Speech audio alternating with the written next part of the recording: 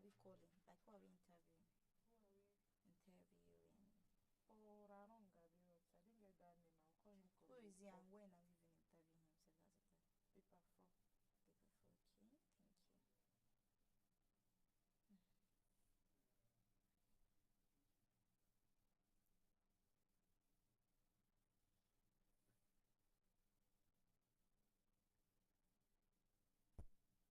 Paper 4, okay.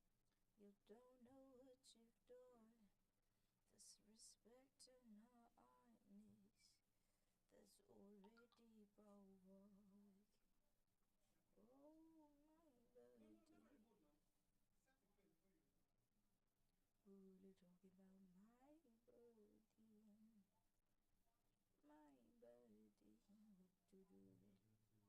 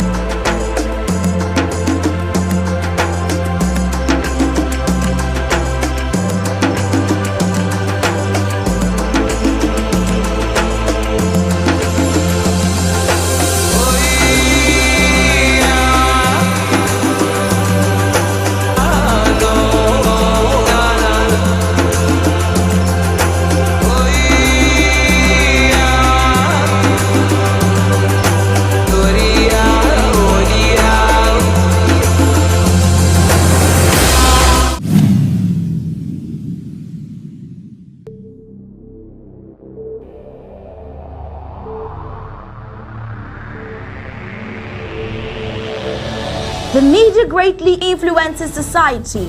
They inform people about what is happening. It permeates people's lives by creating their own criteria and opinions. In this way, the media moves the masses, creating different social movements. For over 60 years, the people of Ambazonia were deprived of such privileges. The privilege to enhance their own criteria and opinion. They have suffered cultural genocide for 6 long decades, but not in this age and not with Undaunted ABC Amba News on board. You must understand that wars are fought and won in the media. The speed of the revolution on Ambazonia's quest for freedom cannot be explained without highlighting the diligent use of the media. Franco-Cameroon colonizers, among other strategic moves, weaponized the media against Ambazonia for so long, and they continue to do so even today. The question would be, how much do the oppressed people of Ambazonia need to counter the media rage? Indeed, how much more is required to stop the genocide? The carnage in Ambazonia didn't start today. In 1961, 1972, 1984, and 1992, Ambazonians were slaughtered in huge numbers and help was not forthcoming. Why? Because the oppressor was the piper in the media. The good news is, we have what it takes to dictate the pace. Right now, ABC Amba TV is taking advantage of the wonders of multimedia aggressively to inform the misinformed and disinformed with Undaunted and other revolutionary programs bringing to the news untold stories. Most importantly, to win the media war by taking ABC Amba TV into every multimedia platform. In a word, where the importance of storytelling can never be overemphasized, Ambazonians has to tell her own story, not the other way round. And like we say it always, Ambazonia must narrate her story accurately. We can do this together, you know, right? You are just a click away. Visit our website at www.abcambertv.com, and the steps are quite simple. With just a click on the website, you can become a club member with so many benefits. You can also make a one-time donation, advertise and showcase your goods and services at the marketplace on the website. That was easy, right? You're welcome on board. And thank you for opting for the winning team.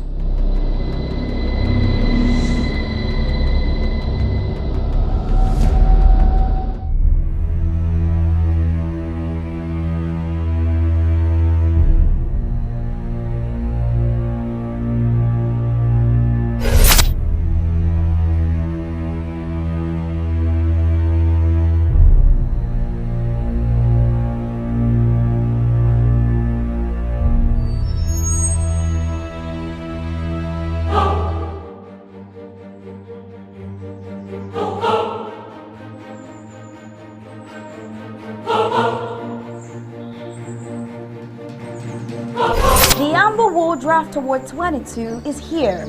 People, it's time to win again.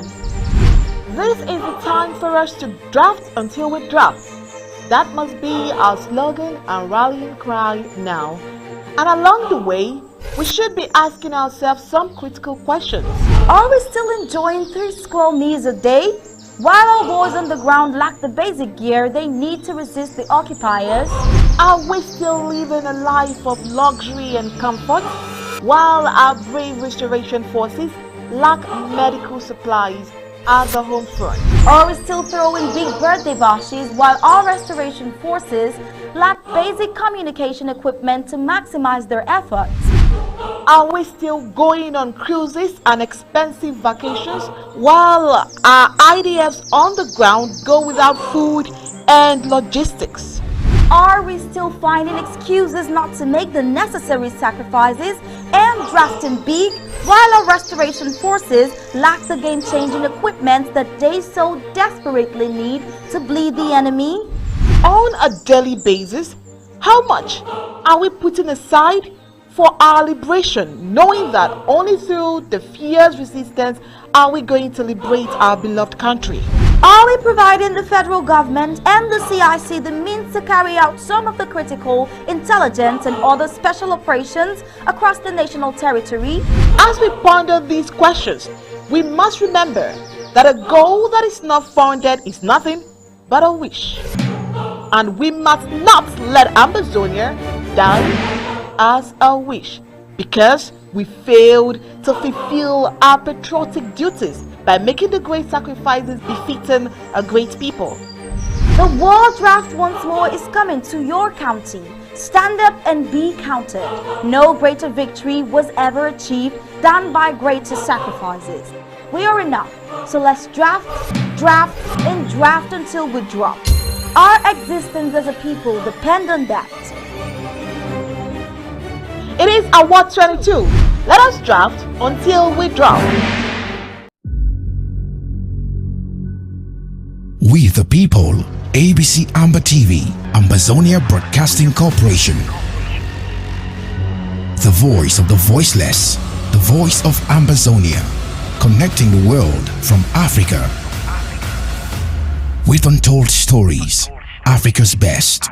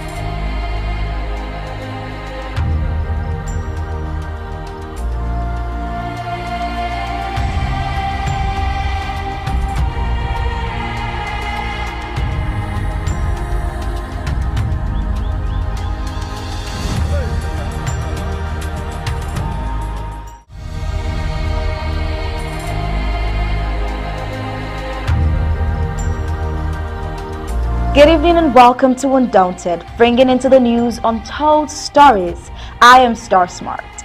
Let's begin.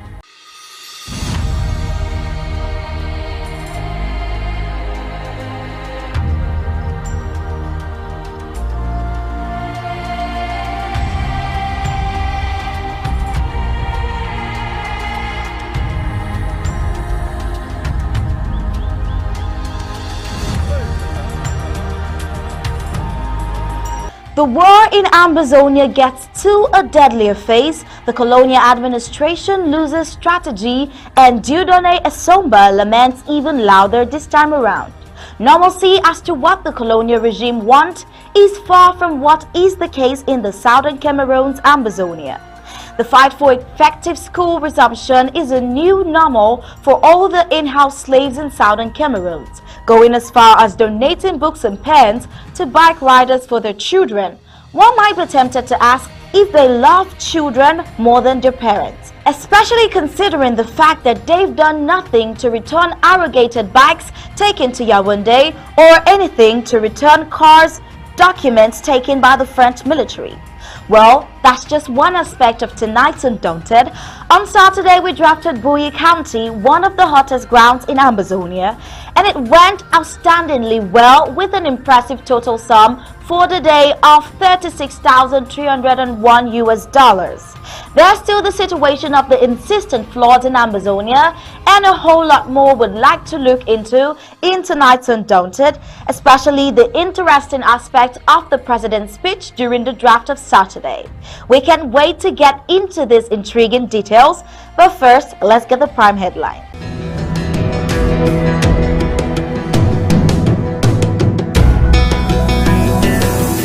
These are the prime headlines for today. We'll start with the story of kidney patients protesting over shortage in dialysis machines in Boya. Colonial Bamender Council donates books to commercial bike riders, all in desperation to enhance school resumption and ensure normalcy.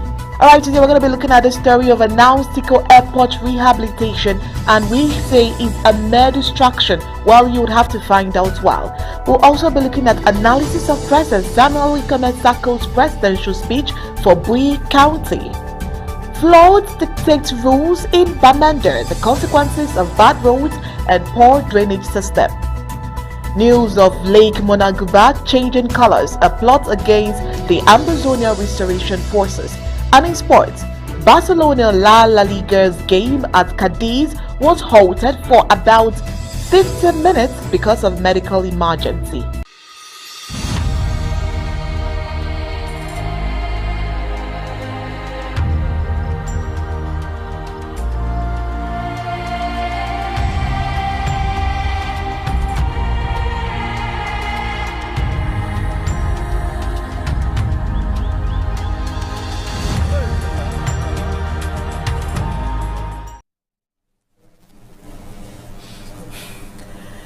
Some southern Cameroon has not been neglected in the area of road infrastructure, but also in the quality and quantity of service providers.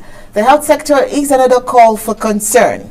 Now, come to think of it, there are over 120 kidney patients for just 6 dialysis machines. Is this not wickedness? If it's not wickedness, certainly it should be a calculated attempt by La République du Cameroun to gradually kill all suffering with kidney failure in southern Cameroon. Oh well, this is where we'll begin the full briefings of Undaunted tonight. I am Onyi Obala and I have Star Smart here with me as always. Good evening, Star. Good evening, Onyi. Kidney patients in the equatorial state of Boya in Ambazonia are in protest for not having dialysis machines to make better their health conditions. Standing in front of these patients, the in-house slave director of the Boya Regional Hospital, Annex Dr. Martin Mukake, has expressed his inability to single-handedly remedy the situation by crying out on the insufficiency of dialysis machines in the health structure. Hence the protest of over 120 kidney patients. The patients have gone over a week without having their dialysis session. The patients say they are on the streets to decry the colonial government's neglect of their plight and challenges faced when undergoing a single dialysis session.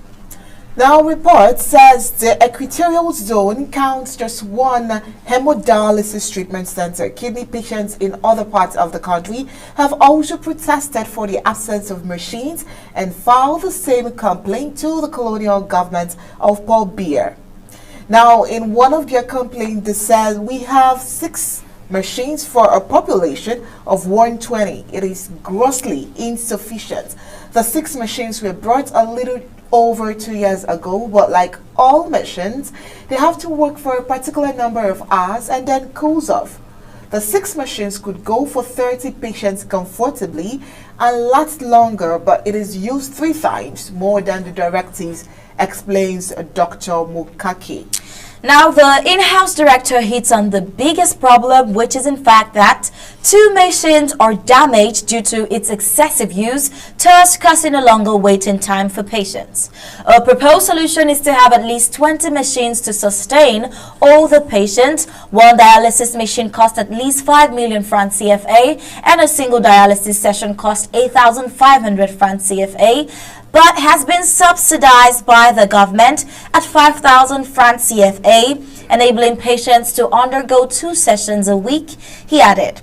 Conscious of the fact that the Colonial La République du Cameroon governmental actions might not be fast, the in-house slave director pleaded with patients to be patient with the various actors, and he assures them that he will ensure the functioning of the 2 damaged machines and speed up sessions for each patient. Meanwhile, as the Amba War Draft Award 22 gets the war into a new phase, the colonial administration loses strategy and fidgets by employing intimidation. In a communique of last week, dated September 2nd, Colonial DO of Aliu instructs Kafin Check to combat insecurity. Now, you would want to ask if it is insecurity or self-defense from colonial aggression. Well, Gab Ellison has details of this report.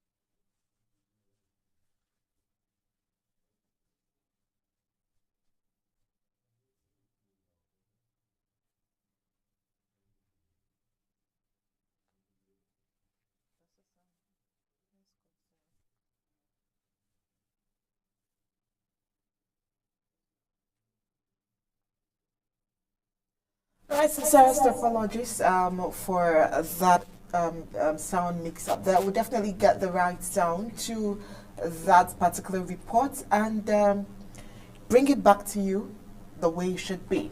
Now, moving on with the news, Colonial Bamenda Council donate books to commercial bike riders. Now, all we can say that this is in desperation to enhance school resumption and trying to ensure normalcy. Of course, the interim government has its own states on this.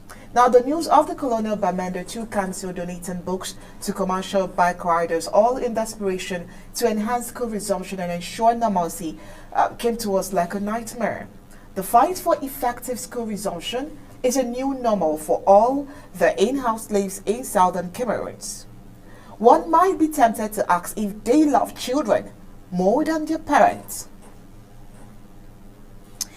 Now, the Colonial Bamenda 2 Council Friday, August 9th, has supported children of commercial motorbike riders by providing didactic materials to their parents. The 2022-2023 back to school in southern Cameroon has come with a lot of controversies. While some were believing that there was going to be a lockdown for resumption to be on a later date, others still believe on the official date set by La République du Cameroun.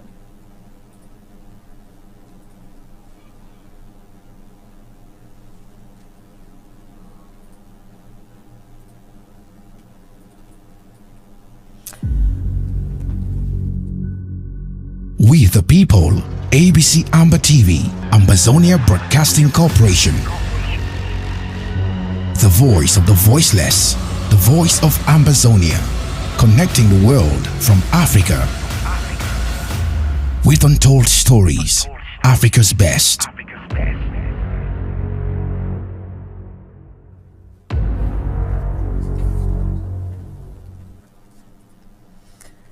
So the gesture of the Colonial Bamenda 2 Council 5 days after school resumption is just a confirmation that even the council was not sure of school resumption, reasons why this gesture never happened before the La République du Cameroun scheduled date for school resumption.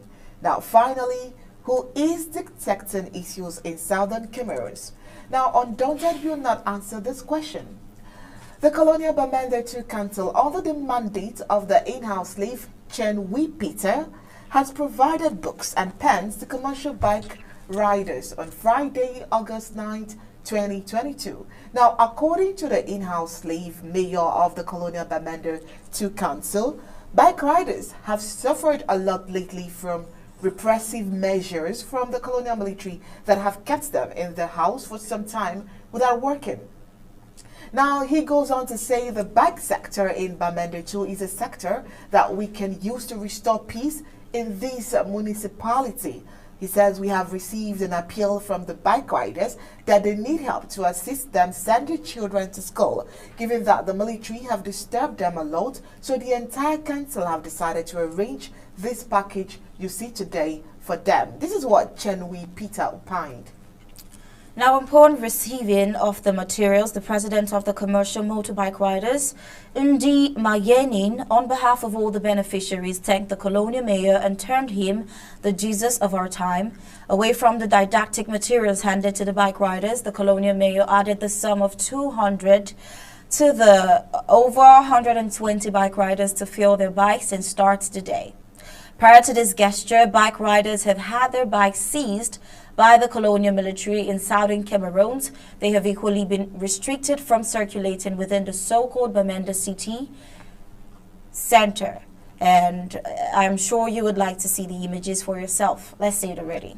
In the company of the council, Bamenda 2 Council, today the mayor of Bamenda 2 Council will decide saying, salute bike. Come to home. Yeah, I know that. No, sir. You can't hold it. You don't me all this video. Yes, Americana box is there. Bro, they finish up. Yeah, bro, they go. Thank you. Yes. Bro, they put all. I said, I want it.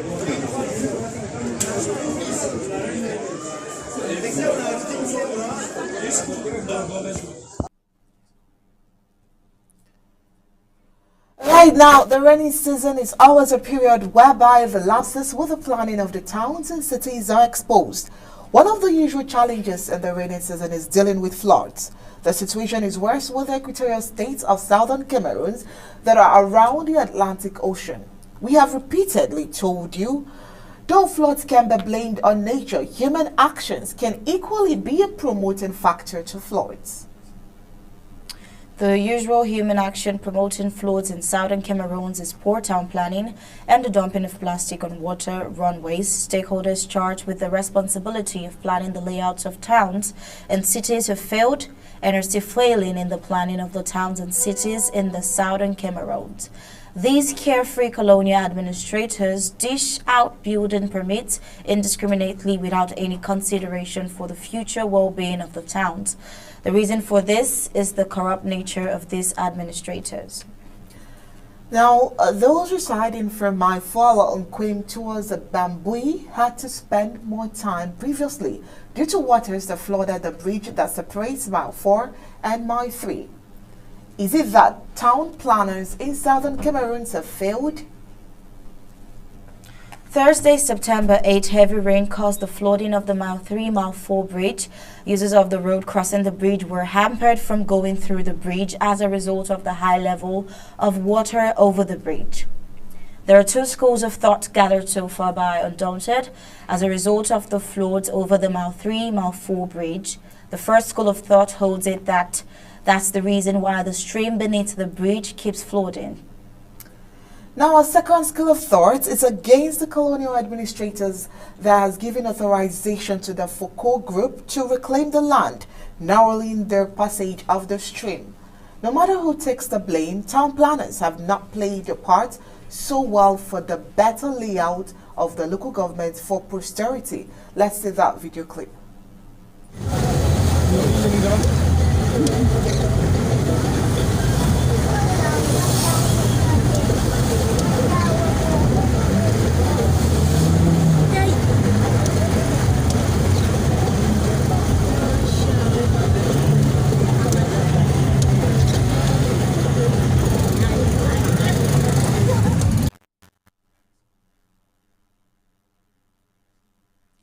It has been a propaganda cooked by La République du Cameroun to use in-house slaves in southern Cameroon to kill the revolutionary spirits amongst the Amazonian Restoration Forces, ARFs. What they forgot to note is that it takes more than mere propaganda to kill a God-ordained cause like the fight for the restoration of the nationhood of Amazonia.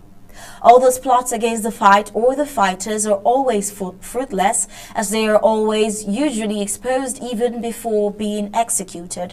One of such plots is the recently announced color changing of one of the twin lakes, Monenguba in Tombel. Undaunted has had confirmation that this news is fake and a calculated attempt to frighten the armed restoration forces.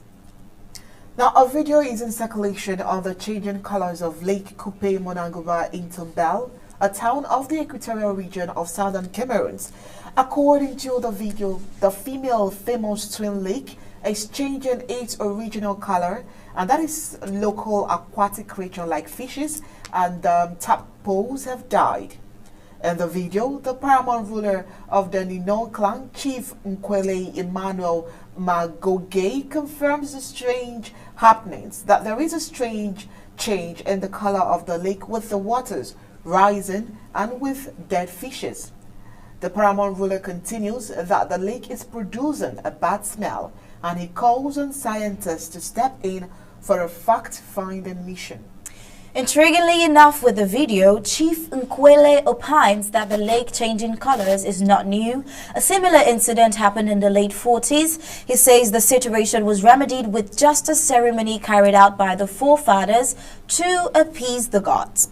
The question is, if this traditional ruler, who is the custodian of the tradition, believes that a sacrificial ceremony over the lake is the needed solution, given that it happened before, why is he calling on the intervention of scientists now? Now, Undaunted has gathered from sources on the ground that the changing of the color of Lake Monenguba is no news, given that it is a usual occurrence and that it is historic and not because the gods are vexed with Amazonian restoration forces. The colonial administration will employ any method available to manipulate our people. Now, let's watch a video report of the story courtesy of Media Prime TV. An unusual scene is observed in Bangem, chief town of Monenguba of the southwest region, where the female famous twin lake mysteriously changes its original color. Aside that, local sources confirm water creatures like fish, prawns, tadpoles, amongst others, have been found following the mysticism. A situation even the traditional custodians have been unable to explain, one of whom is a paramount ruler of Nino. We don't come for see the news with the Russian and for we say the woman lake. We came here to see and confirm the information that got to us about the female twin lake of Monenguba changing colors and fishes inside the water and other water creatures dying. This information was brought to us this morning by our Bororo brothers who raise their cattle here.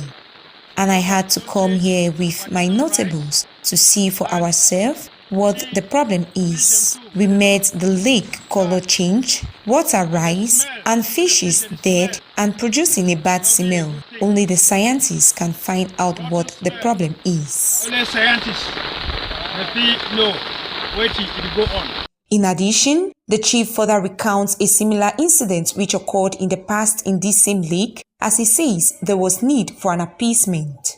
It will not happen again. The time for our forefathers. This same thing happened in the time of our forefathers towards the Makiza War of 1947, getting to 1951. But our forefathers appeased the gods. So, this message the gods have sent to us again, we believe we need to come together to see what we can do within the days ahead. We thank the gods for the message we send them. As at now, the paramount ruler has gone ahead in carrying out some incantations on the lake. Sultana Abasang Makan Menyelimpasa. Say Chanyan Banya Basang was Sipon. About Nambang. Worthy of note, the twin lakes of Monenguba are a pair of crater lakes on the mount of Monenguba located in Bangem, southwest region of Cameroon. These lakes hold a strong cultural significance for the indigenous people. Shaped in the form of an African map, one of the lakes is believed to be female and the other male. It is quite intriguing indeed. Whatever the case, ARFs, the Armed Restoration Forces, are obviously unfazed. While we move on with the report, as Tico Airport rehabilitation is a mere distraction as well. You can fool some people sometimes, but you can't fool all the people all the time. Bob Marley was just too right with this phrase. The people of Southern Cameroon have been fooled for a long time by the colonial ruler of La Republique du Cameroon, Paul Biya, but the time of deception has passed. Since deception has always been the operational tool of La Republique du Cameroon in Southern Cameroon's Ambazonia, the colonial Biya thinks this tool will work forever. But no, it can't work forever, because certainly you can fool some people sometimes, but definitely not fool all the people all the time. Alright, so this report says on August 30th, 2022, the Colonial Ministry of Transport, Masina Ngele Bibe, opined over the Colonial State Media CRTV that the Colonial President Paul Biya of La Republique du Cameroon has ordered the rehabilitation of the Tico Airport. Another fake promise that this time around the people of Southern Cameroon will not fall for. This colonial Yaoundé regime has neglected the road network in Southern Cameroon, making it a nightmare for farmers to transport their crops from the farms. To begin rehabilitation from there, no. Now let me bring back to memory. Schools, hospitals, and homes have been burnt down as a consequence of the war in Southern Cameroon's Ambazonia, and the colonial administration of La Republique du Cameroon is not reconstructing these burnt structures, yet they want to instead construct an airport. This is indeed an irony. Is it the Tico Airport that will put an end to the war declared on Southern Cameroonians' Ambazonia in 2017? Or is it the airport that will bring back homes Southern Cameroonians who are refugees in Nigeria and in the diaspora? Now, after abandoning the Tico airport for decades, the Colonial La Republic du Cameroon ruler Paulus shamelessly ordered the rehabilitation of the Tico airport. The revelation of this decision was made known by Miserna Ngele Bibe, the Colonial Minister of Transport for La Republic du Cameroon, over the regime propagandist media, the CRTV, on August 30th, 2022. Now, this is just one of the numerous promises from La Republic du Cameroon to the people of Southern Cameroon that are only said but have never seen the light of the day.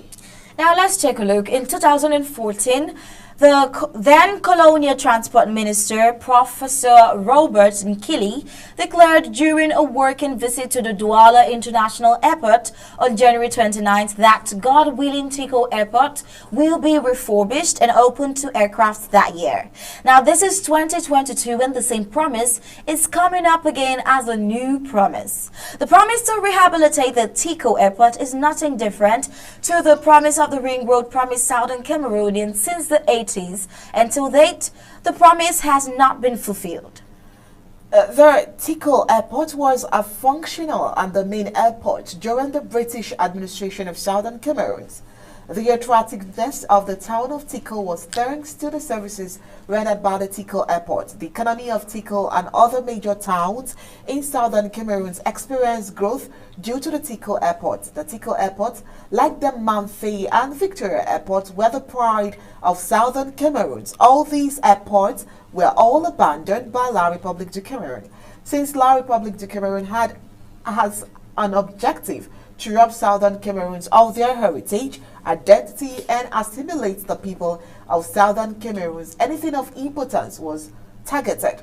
For such a reason, many institutions were closed, like the Public Works Department, the Santa Coffee Tea Estate, and the Tico Airport, like other institutions, were abandoned. And today, that the people of Southern Cameroon have stood up to fight the restoration of their statehood, La Republic du Cameroon is coming in now pretending with lofty promises with the sole objective to distract the people of Southern Cameroon and continue enslaving them. The Tico Airport was an internal airport in the good old days, relating to other airports like the Victoria Airport, Mamfe Airport, and the Bamenda Airport. Portions of the airport land have been infringed and turned into residential areas or farmlands. Even part of the runway is now set to be occupied by farms. Well, let's see a video as regards this rehabilitation plan. Professor Jordan Samba laments once again about the insensitivity of his government. I no longer speak of the Anglophone problem because everyone must see with their own eyes. We the people, ABC Amba TV, Ambazonia Broadcasting Corporation.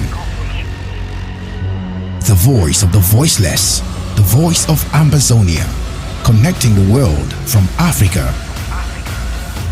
With untold stories, Africa's best.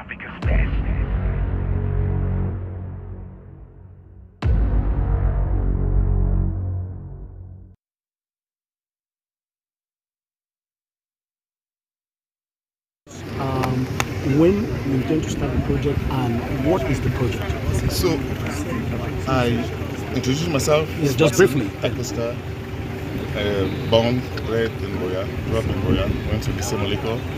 So Tico was kind of second home. So what is the project? The project basically is to rehabilitate and rebuild an airport in Tico. The current airport in Tico, in terms of classification, is what you call a D airport.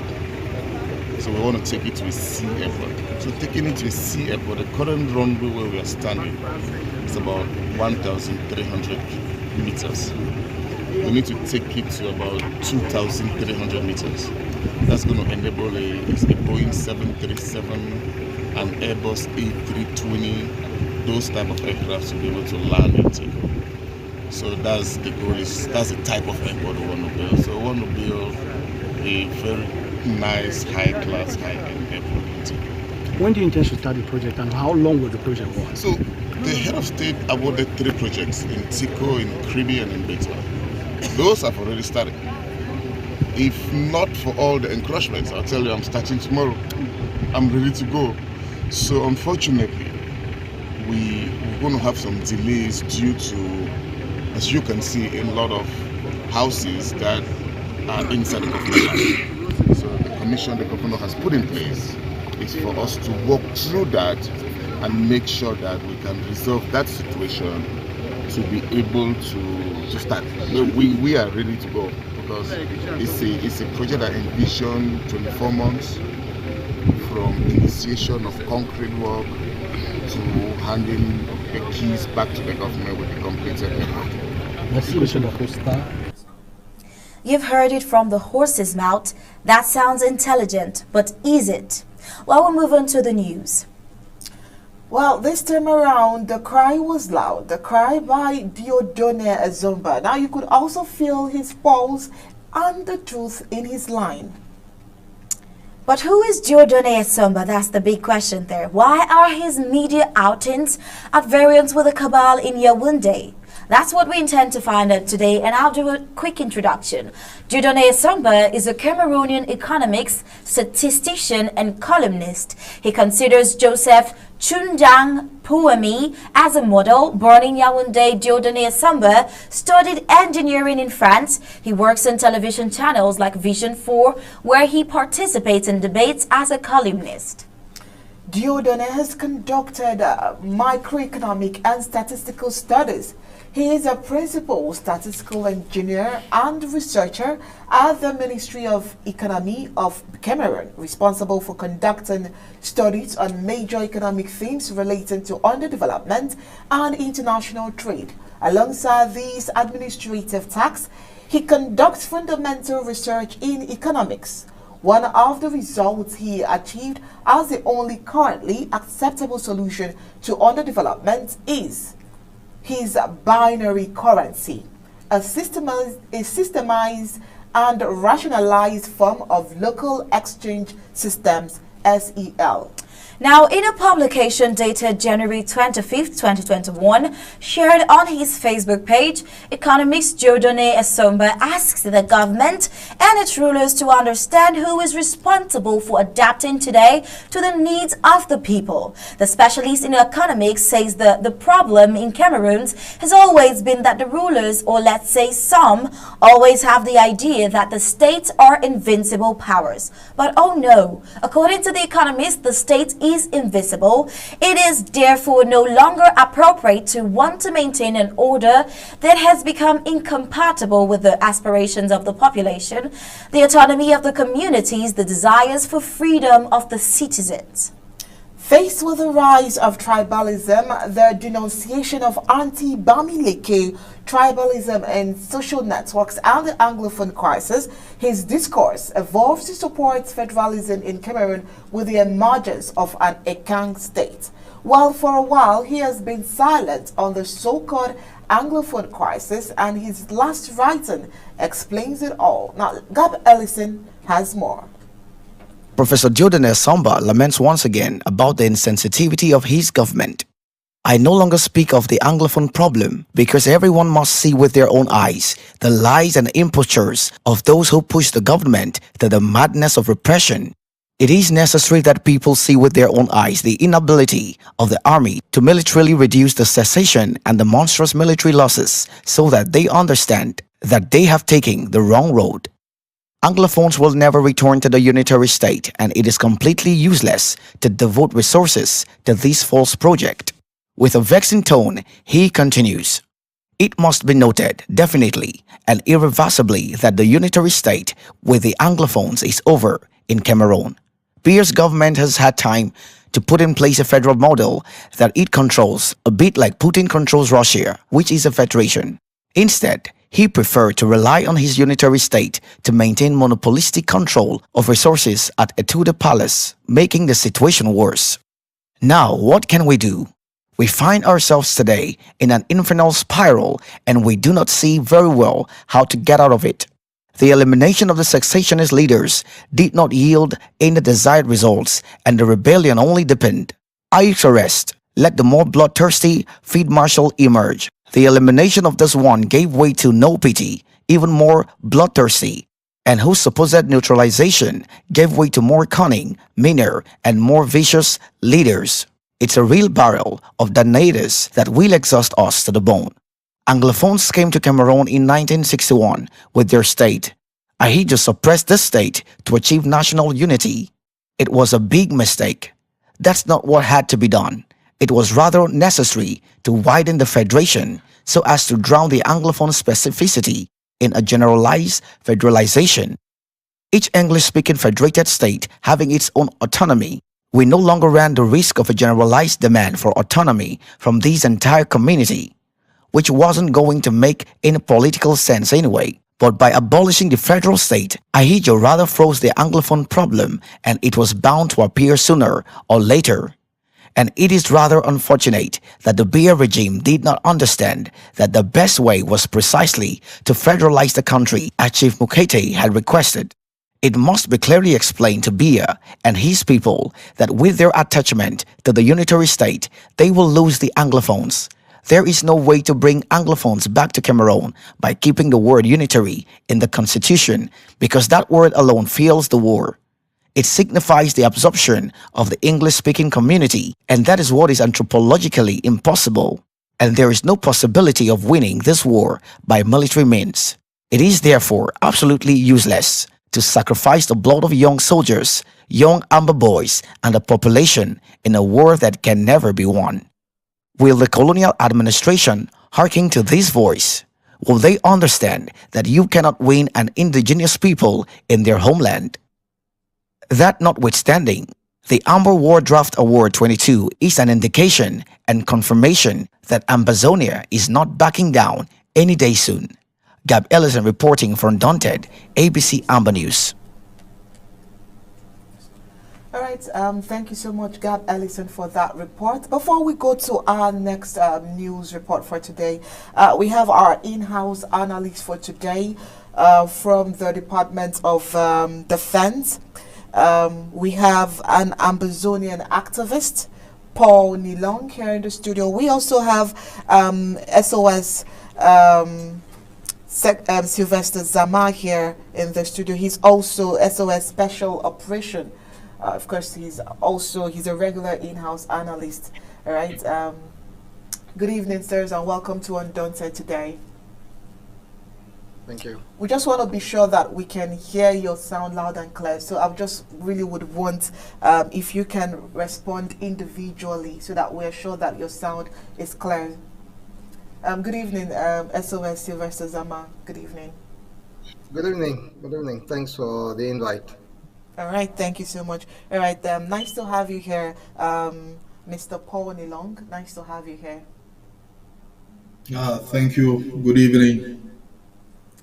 All right, so now that we are clear, now from our last report, how do you feel seeing someone from the other part of Cameroon, La Republic to Cameroon, to be specific, supporting the move by Ambazonia? Let's start with you. Let's start with you, our first-time analyst, Mr. Paul Nilong. Let's start with you. Well, I wish you would have given it to my boss, Panzama. Oh well, it's nice meeting you. Just because this is your first time, you want to give you that. No, thank you. It's yeah. Fellow Ambazonians and to the world at large, we have a mixture that can never blend oil and kerosene. They can never blend. No matter how you mix it, it will not blend. That is the reality. That is the harsh reality that Esomba has been telling his French people since the beginning of this war. One thing I like about Esomba is his consistency. When this war started, he brought in words of caution, telling them that you are joking, you are playing with fire. A military response will not help the situation, but will instead radicalize and transform these people more into what you don't want to see. He has been consistent. He's been telling them until today. At one point, he was even advocating for federalism. He told them, these people can take federalism, they can manage federalism, they can support federalism. The pre 1972 federal system, they did not hear. Now, it is not a coincidence that the so called president of La Republique will send his special force in Ambazonia. And a few days later, Professor Esomba comes out to tell the world that these people, there is nothing like unity in their agenda. They can never be united with French Cameroon. Why? Because he has seen the step taken by the president of French Cameroon, sending his special force. Which special force? So for the past 5 years, these patients were kept in a room, waiting for this moment, waiting for the so-called, in quote, mighty General Buba to be in Bamenda. For 2 weeks, we have disgraced his forces. More than 30 to 50 of his forces, since he came to Bamenda, since he was sent to Bamenda with special mission, what has happened? More than 50 of his so-called untrained military has been put down by our matured, focused, and trained restoration forces. So when you hear Mr. Esomba coming out loud and clear in his recent outing, it means he has seen that Yaoundé has failed categorically, telling them a military option will not give you your desired result. All right. So Just it's hold a on blend. there. Yeah, just hold on there, Mr. Yeah. Paul. We'll definitely come back. Let's go back to your boss, like you said, our very own SOS Sylvester Zama. Let's get his thought as well. You know, it's when we were going through the report, we thought deep within that. I mean, what is he seeing that others are not seeing from La Republic to Cameroon? And how does it make you feel, SOS Zama? How does it make you feel that someone is seeing deep within the truth that is being ignored by others in the same country that he's in? La Republic of Cameroon has really been a state where they are all blinded.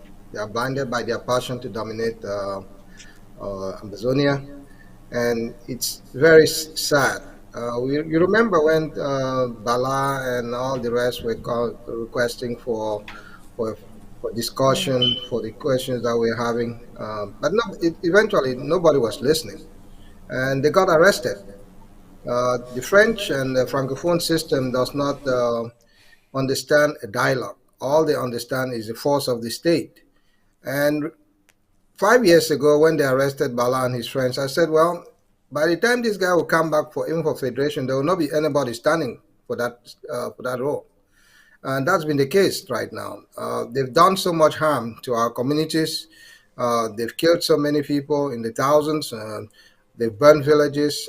They've destroyed our infrastructure. We don't have anything to lose right now. We have to fight and fight for survival. And this war is not going to end until we want it the way we want, which is an end to this machination of La Republique.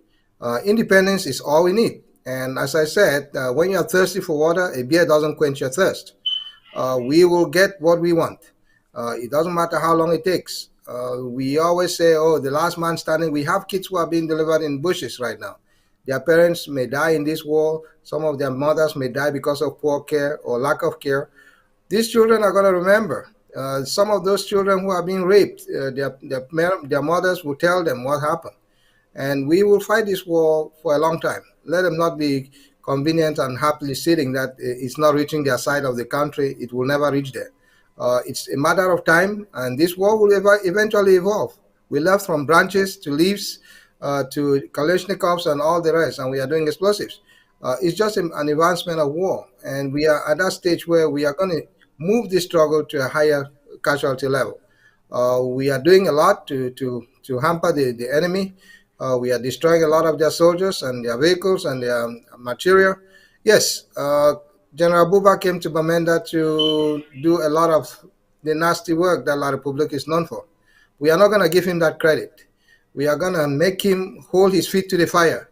And Ambazonia Restoration Forces all over the 61 counties, LGAs and counties, we are going to show him that the Ambazonian is not an Ambazonian with a boneless spine. We have spine. We fought many great nations. We fought the Germans. We fought the British and so many other encroaching people. So we are not new to fighting. We have chosen peace all this while because we want peace. But it was an uneasy peace. For 61 years, we've sought to have things sought out amicably.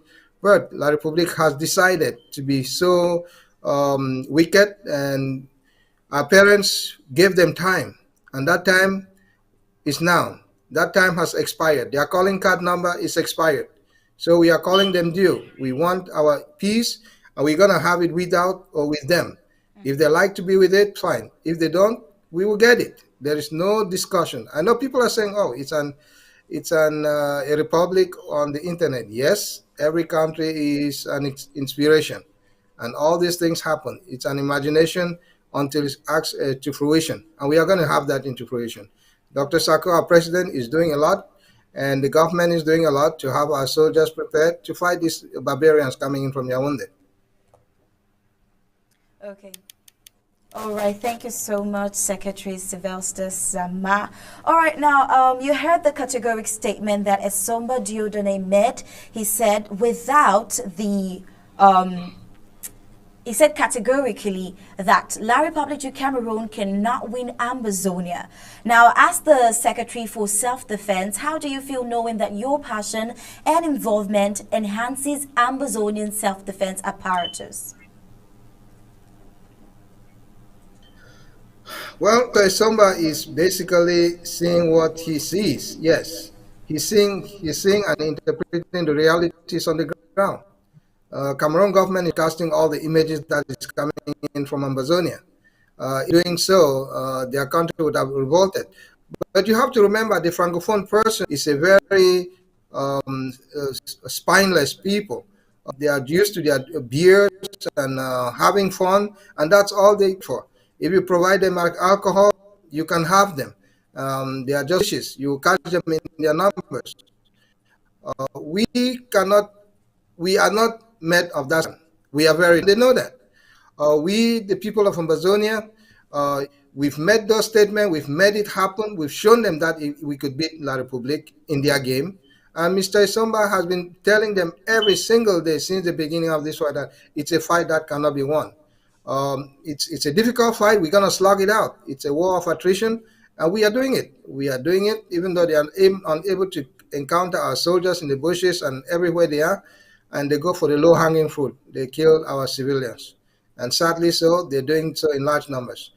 We, as a people, we are not going to stand for this. So we go back for revenge, and it's a vengeful fight, because if somebody has lost a brother, a sister, a parent, they're not going to be happy campers. And Mr. Isomba is honest. We will never go back to La Republique. Okay. It's a banana republic. We're never going to be party of that. Okay. Remember, they are going around borrowing money all over the world. At the end of Mr. Bia's death, he would have enriched his family and his clan and render the state penniless. So we cannot be a party to it. We cannot be a party to their debt that they are incurring all over the world. Thank you so much, SOS Zama. All right, now on to SOS for Special Operation, Paul Nyong. I'd like to ask you too, how do you feel, the whole statement, La Republic du Cameroon saying that obviously Ambazonians will not back down until freedom and justice is served. This is as a result of the Armed Restoration Forces showing that they are not retreating, and this is a collective effort of not just SOS Zama but yourself too as an SOS for Special Operation. How do you feel? Does this encourage you to do more, and what do you think does it inspire you to do anything else? Do you have anything else up your plate? Yeah, SOS for Special Operation is Zama. I'm an activist, a media outreach coordinator for the Department of Self-Defense. That is why I call him my boss. So I just made that. There's one primordial message which one Esomba is giving, not to even to the French people, not to La Republique citizen. He is giving this message to those in-house slaves and blacklegs that they think they can connive with their slave masters to hamper the growth of our struggle. And the worst, and I don't know the word to describe them, which I want to inform them that we have a plan for you people. These blacklegs that have infiltrated our struggle, that they think they can disturb this ordained struggle, this God ordained revolution. This message that Esomba is giving is not even for the French people. For you blacklegs, thinking that you can destabilize, thinking that you can succeed. The Frenchman knows that they cannot succeed because you can kill the will. So we are putting out a special strategy to sort out these blacklegs amongst us. I'm coming back every Saturday with the defense briefing to update Ambazonians on all the happenings.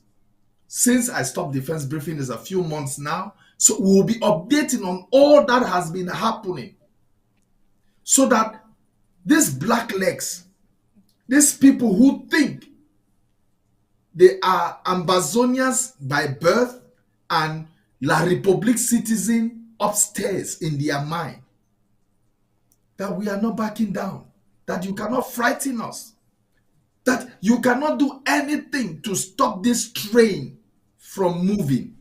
It's a moving train and it will get to Boya. No matter how many years it takes, it will get to Boya. But all those who are consuming blood money and you think you can deter the will of a people, no, you don't kill the will of a people. You cannot. Even if we were to stop today, let me tell you, another generation will pick up from where we stopped. But there is no backing down. I've been consistent in this revolution since it started when I was in Ground Zero. I was in Home Front. And I want to inform all the blacklegs that we are more focused on you this time around. We will sort you out. We have all your plans, your game plans, all your strategies. We have them on our table. Some of you, we monitor some of you. From the time you get up from bed till the time you go back to bed, we monitor you. So desist from what you are doing, because you can never, if you sell your brother, let me tell you, your buyer will never trust you. I want to assure you that Yaoundé don't trust you, because they say that if these people can, they can sell their own brothers because we give them chicken feed, then it means for nothing they can betray us, they can destroy us. So you are not part of Yaoundé's game plan. You are just used and done. All the things you write on social media, all the things you write, you share on WhatsApp, it doesn't help Yaoundé. It has never, and it will never help Yaoundé. Don't think if you smile with the Yaoundé today, they are not smiling with you. They are laughing at you. That you are killing your own people and you expect them to trust you? Never. That's right. Thank you. Okay. Go ahead. The game plan is rolling. I want to assure Ambazonians in the days ahead, blacklegs will be getting the piece of our AROFs. Thank you. All right. Are you already giving your last words? We'll still have you after our next story, but we'd like you to hold on now. And we've heard everything you've said. Ambazonians are definitely listening to you attentively. And indeed, it takes people like you, Ambazonian activists, and people like our comrade Zama Sylvester to make these points really clear to La Republic du Cameroon that there is no other way except Ambazonians are freed. And we really do appreciate everything you do for Ambazonians. And please just hang on with us. We still have a lot to go through with you, but just after this break. We the people, ABC Amba TV, Ambazonia Broadcasting Corporation. The voice of the voiceless, the voice of Ambazonia, connecting the world from Africa. With untold stories, Africa's best.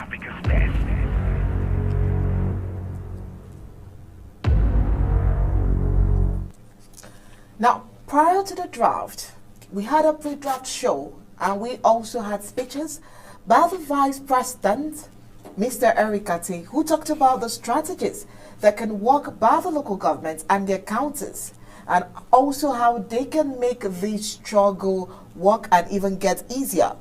Now, while into the draft, the President of the Federal Republic of Ambazonia went down into history to state outrightly and specifically that Ambazonian relationship from the onset with Great Britain was in some type of way.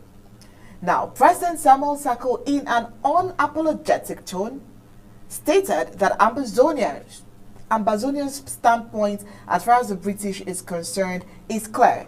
He sympathized with the British and the person of their queen, but well, Ambazonian has nothing, he says, to Miss Reedy about her death, because Ambazonia is not sorry about it. They can be sorry on someone who died with the keys of their freedom. Since the 1961 invasion of French Cameroon, the Queen has not made any serious statement for 5 years that the people of Ambazonia have been killed. No statement from the Queen. He emphasized the unholy transaction between Britain and France and how the southern Cameroons, Ambazonia, were presented as a little gift to the later French, and then was how France became the colonial master. The truth is, we southern Cameroons has carried to Britain since the morning on 1961 to come to our rescue, correct the mistake, or back to the UN. Now, President Sako spoke also on school resumption. He says that nobody can want the education more than the IG. That is the interim government. Now, the truth here again is that the security architecture right now in the home front is not safe for school activities to start. Now, he says the IG has stated it categorically that the IG will not be part of this year's school drama. I know what that school drama is all about, the shootings and all of those reports that we have reported here on numerous occasions. Now, let's get some excerpts of the President's speech. Fellow Ambazonians from the great county of Bui, let me start this way. A few days ago, the Queen of England, the head of the United Nations Trust Administration that presided over our continued enslavement under the French hegemony and La République du Cameroon's stranglehold, died. Except for the Victoria colony that ended with the German takeover, it should be recalled that we were never colonized by Great Britain. Yes, Alfred Secker established the Ambas Bay Protectorate, which he christened Victoria Colony in 1884. It was by way of a treaty. We were not a crown colony of Britain. However, our honeymoon with the English lasted just for 4 years. The Germans took over in 1887 and established the German Protectorate of Cameroon. Ambazonia thus became part of that German colony in 1916 until 1916, after Germany lost the First World War. We were made a League of Nations Protectorate by the victors of the First World War. And when the League of Nations was changed into the United Nations Organization, Ambazonia, or the Ambas Bay Zone, was named the Trust Territory of Cameroons under British administration, not a British colony. Unfortunately, our trust administrator, Britain, under the leadership of Queen Elizabeth, treated the southern Cameroons as one of her crown colonies. She administers us jointly with Nigeria, a crown colony, and failed to fulfill her UN prescribed mandate, which was to prepare the people of southern Cameroons for independence or self-governance.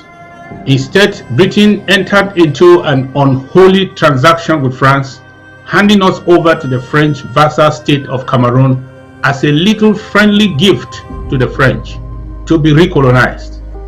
Hence, French Cameroon became our new colonial master.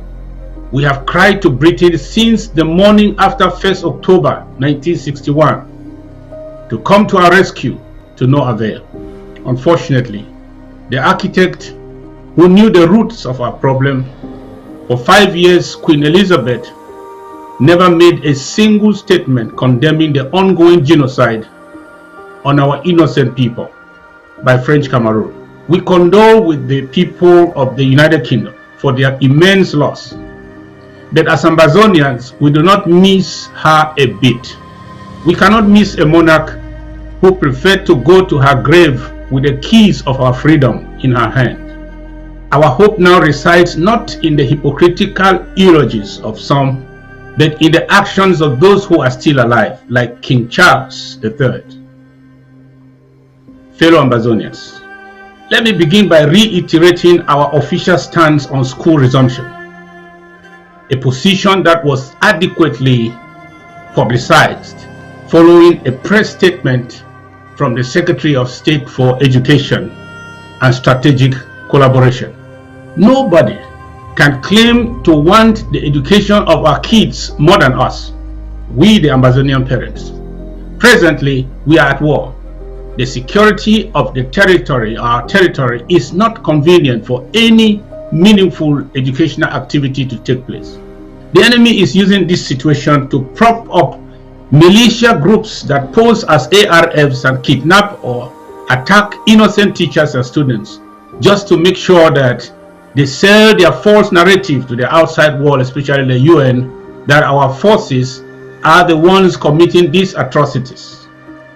Once more, we reiterate our call on the UN and its subsidiary UNESCO to step up their role to facilitate the creation of a safe environment for children to attend school in the territory of Ambazonia, as is expected in places with armed conflicts. My dear people of the great county of Bui, fellow compatriots, we are on the hotbed of this liberation war, the land of the ancient warriors of So and their present-day descendants of the ARFs. My dear ARFs of Bui County, our no-nonsense Bui warriors, be very careful as we engage this final leg of our march to Boya. A monkey is a great security guard. He warns other animals whenever he perceives danger.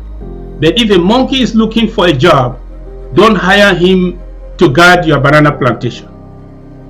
That will be a mistake of catastrophic proportion. Getting to 6 years now, you have fought hard and pushed the cowardly forces of La République du Cameroon to resort to civilian killings, exacerbating the genocide. I appeal to the people of Bui County, especially those in the diaspora, to forget all trivial arguments and look at the big picture. You are here tonight to support our valiant forces, the Ambazonia Restoration Forces. Thank you once more for showing up again. We will overcome. Viva the great warriors of Bui County. Viva our brave Ambazonia Restoration Forces. Viva the Federal Republic of Ambazonia. And God bless our beautiful country. Of course, God bless our beautiful country. If you are also as sincere as we want to be right now, you know that you can actually listen to the president's speech over and over and over again. All right, back to our in-house analyst. Remember, we have SOS Zama here, SOS for Special Operations. We also have Ambazonia activist here, Paul Long here in the studio, as they started this news with us, and we are moving together. We are moving together to Boya. We are all moving together. All right, now from the president's speech, I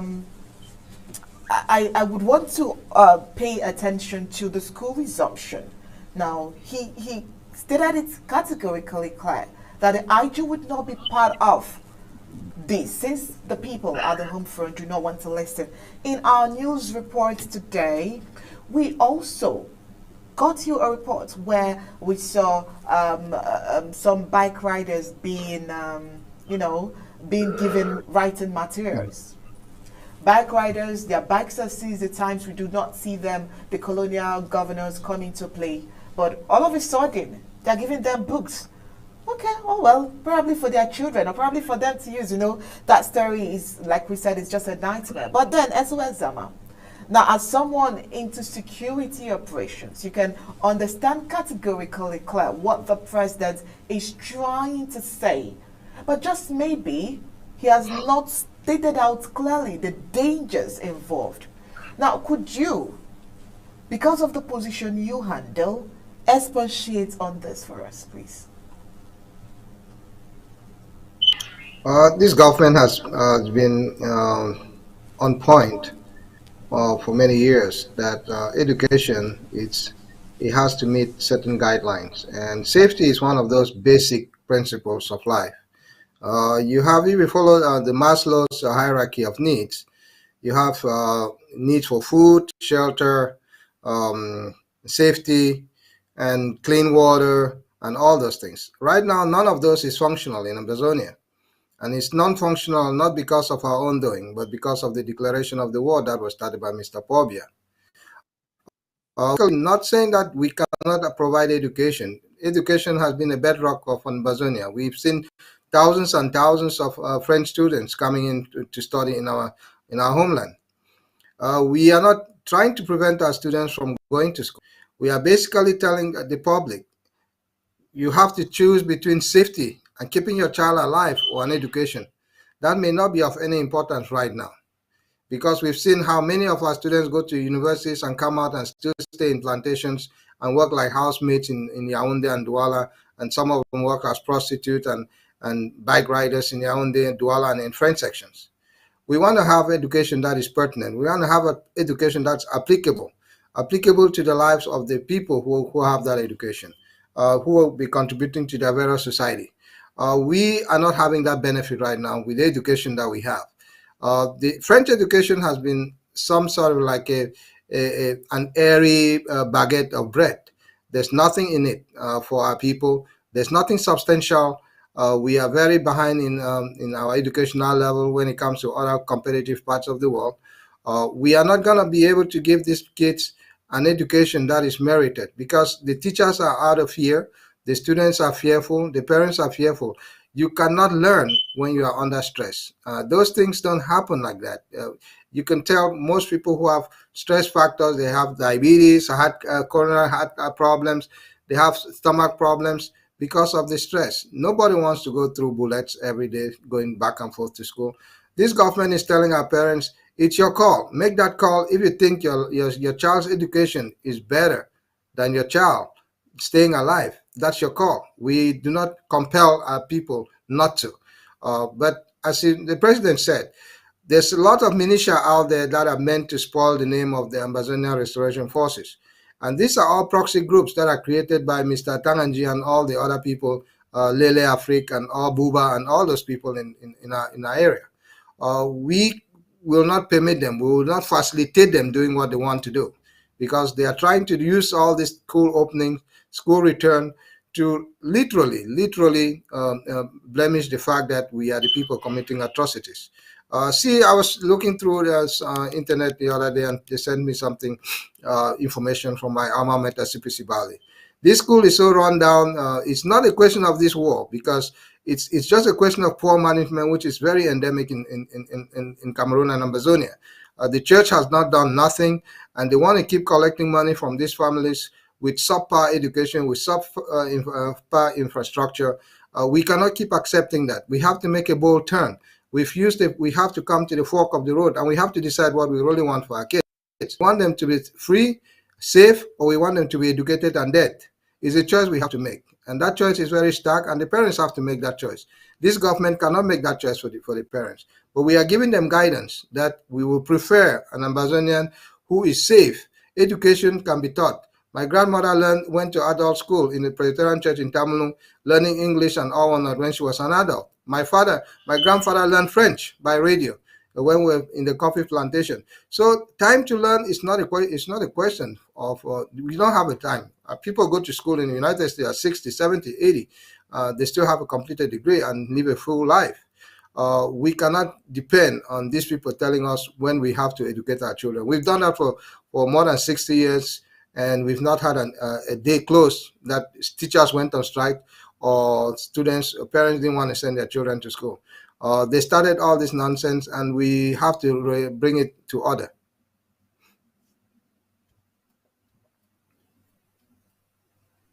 All right, SOS Zama. Now, when you were talking, you were emphasizing on the fact that, some of the teachers in school are not really relatable. But I think that is even a secondary factor in what we are speaking on today. Even when we had the SOS for Education, Professor British Atebo, now when we had her here, she also emphasized that it's not just about the structures. Even Mr. Ta has not just once emphasized on how the history is distorted, how some of the teachings are not in sync. When things are distorted because they want you to have a particular image, they want you to have a particular knowledge. I think that is even secondary.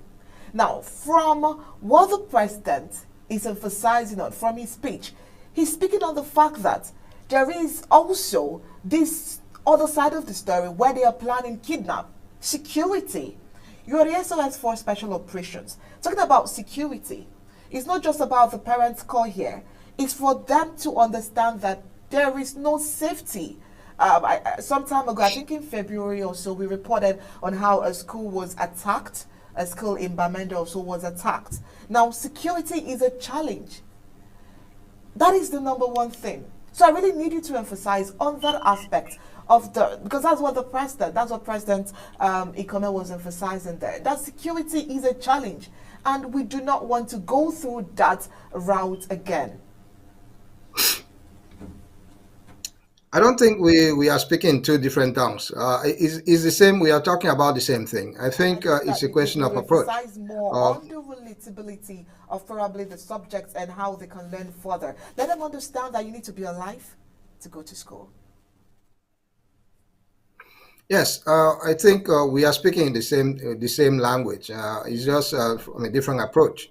I'm saying we in this government we can give this directive, we can give this advice, but the parents are right there. They're feeling the heat. They're seeing the bullets fly. If they are stupid enough to send their children to school for them to be shot. We've had experiences when these kids have been kidnapped. We've had these experiences when they've been killed on their way to school. We have a plethora, hundreds of these issues. I don't think after 6 years is a case that we have to still be making to our population. Our population know that it's war, and it's not safe for the moment, especially in the zone, in the northern and southern zone. It's a pretty. I was talking to somebody in Kumba yesterday, and they were talking out in Mato. They could not even move because Cameroon soldiers were there shooting all around. And these bullets, they shoot them. They don't have no direction. They don't have no particular targeting. A lot of people who are killed at war are not military people, and we have to understand that. And our citizens, we cherish a lot of all of our citizens. For any kid who is shot, who is supposed to be doing what they ought to be doing as a kid, it's sad. But those are the realities of war. We are basically telling parents again and again, like the president have said, like the Secretary of Education have said, and many other people, it's not quite safe right now to send your kids to school. It's not very safe. But if you make that decision, accept the consequences.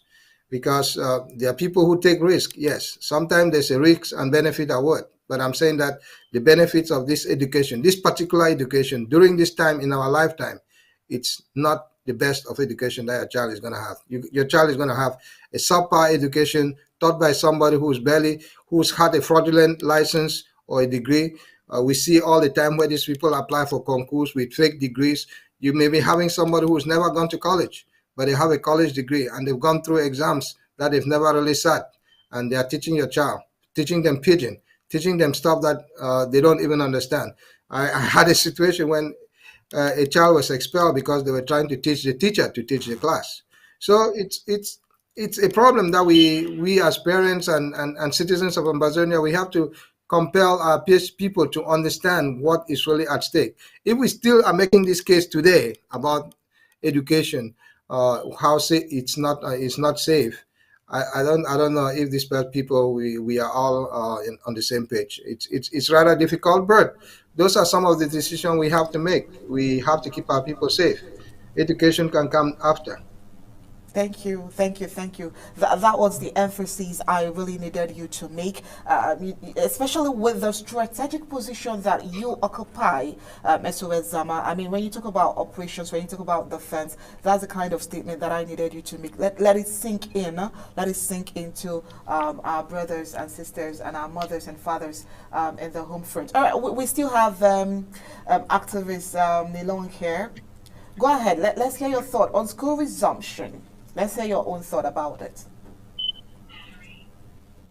All the propagandas La Republic has been making about effective school resumption for 4 years, has it yielded any fruit? Has it stopped the war? It has not stopped the war. So it's just dirty, useless propaganda. And when I see some slaves trying to buy what La Republic is doing, I tell you one thing, it will not stop the war. But like what SS have said, the decision you make to send your son or your daughter out, that decision, be ready to bear the consequences. So many innocent children have been killed because they want to use it to tarnish our restoration forces. Because they want to use it to tag us as civilian killers, as terrorists, as A, as B, as C. But I want to ask you, is the war over? Sending your child outside, what are you thinking? We love school, we love education. We have been brainwashed. Our history has been distorted. And I want to use this slide to talk to a Bulu man who runs from one media house to the other, who calls himself Professor Julius Ngo. Let me tell you, Mr. Julius, no matter how much you talk our story, you can never tell our story better than us. You are a Bulu man. You will never be an Ambazonian. If you like, you drain all the blood in your system, kill an Ambazonian and load the blood into your system. It will never make you an Ambazonian. Professor, let me not put Professor, Julius Victor Ngo, no matter how fluent, no matter how excellent your grammar is, you still remain a Bulu man. So you will change our history. You will deceive gullible French Cameroonians and some in-house slaves about our history. But you will not deceive us, true Ambazonians of our history. We know it from 1954 when our fathers protested in the Inugu House of Assembly, and they abandoned the house and came over to Ambazonia.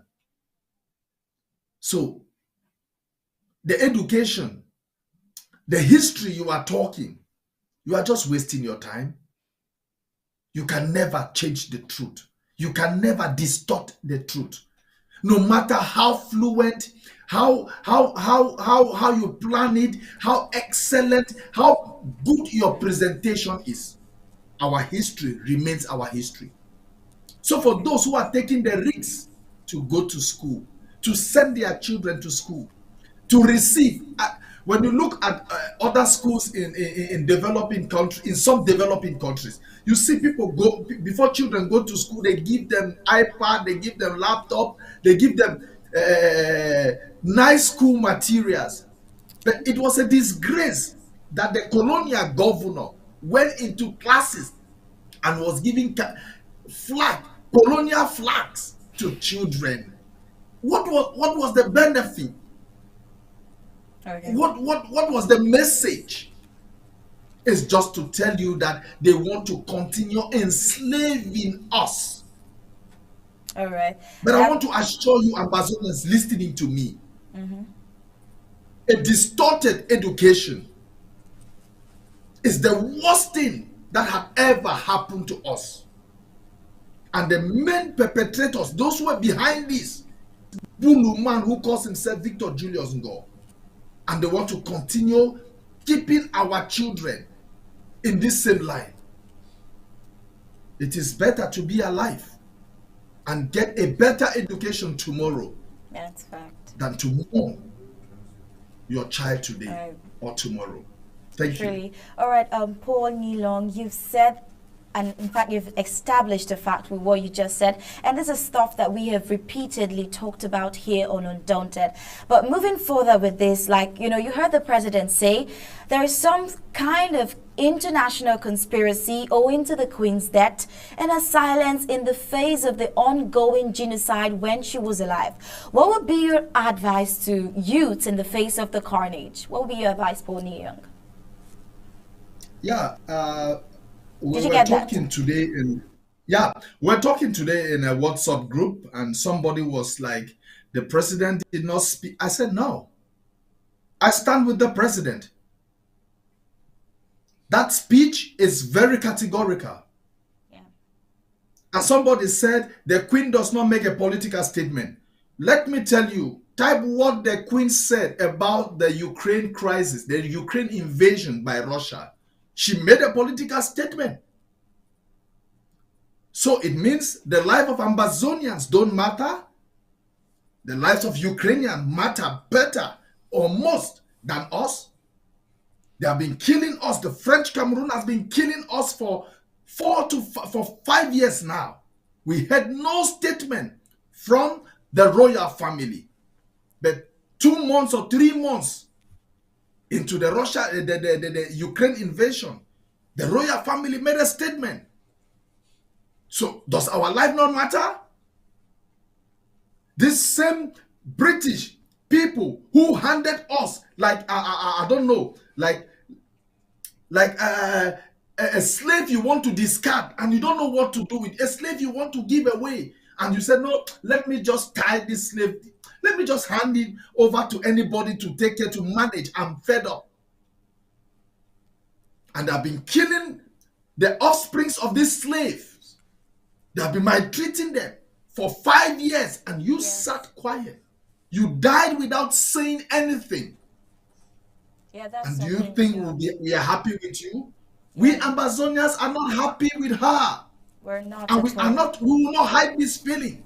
If some people talk about diplomacy, no, we will not hide these feelings. So I stand with the president on that statement. If the Queen could make a statement on the Ukraine invasion, so what stopped her from making that same statement on the French Cameroon invasion in Ambazonia? Yeah, that's a good question. There was nothing that really stopped her there. She could have done something. She could have spoken. But in the face of the silence from the Queen before her demise, and now that she's gone, there was this silence. What do you advise, you know, in the face of this plain daylight carnage going on? What do you advise Ambazonian youths to do? What is your advice to Ambazonian youths? I am very unapologetic on this. We will continue to fight till this train reaches Boya. Okay. We are not giving this fight. We are not handing this fight to our children. We will finish it, God willing. Thank you. All right, thank you so much. You and a lot of Ambazonians and even most of the interim government are all on the same page with that advice there. We got the same thing from the last time we had an interview, and indeed, we will not stop fighting until the train gets to Boya. Thank you so much, Paul Niyang Oni. You're welcome. Right. Would want to also know SOS Zama's thoughts about the death of the Queen and her silence before she died. You know, the president also said, I mean, she took away the keys. Yeah. Do you think so? Yeah. Let's ask SOS Zama this. Well, let the British mourn their queen. We don't have anything to do with the British. They've never been a good citizen of the world. Nowhere have the British been like. The English culture has been very pervasive in most parts of the world and been very vengeful. There's no area in the world that the British can go today and they will have a good memory of the British. The Queen, who was 70 years on the throne, made her own mistakes, yes, because of imperialism and colonialism. She's dead. Let the British mourn their queen. We don't have anything to do with that. We had never really had much to do with the queen. The English under Consul Hewitt was too late when they came to do an agreement with Mangabel in Ambazonia or in the Ambas Bay area when they came to Cameroon. We have spoken English. We've used English as our medium of communication because that's what's common for all of us for right now. But to the English, we let the English people understand. We understand their pain, but we cannot be part of that grieving process for them. She's a woman who, like the head of Ngumba House in our country, had a lot of secrets. That was a whole dominating part of the world. The British were involved in so many, and the monarchy provided a lot of ships that took off Africans for sale. They started banks to trade Africans. It's a lot. We cannot. If we have to pinpoint it only to Ambazonia, it will not be a lot. But to the point that if you look at it in a global fashion, the British had a very bad experience to the world. We cannot really be mourning the Queen. Let the British do their mourning. We cannot mourn more than the bereaved. Definitely, we can't more than the bereaved at this point. Thank you so much, gentlemen, for standing by. We'll continue with the news and definitely come back to get your thoughts. We want to talk about the draft proper right now, just after the break. We the people, ABC Amba TV, Ambazonia Broadcasting Corporation. The voice of the voiceless, the voice of Ambazonia, connecting the world from Africa. With untold stories, Africa's best.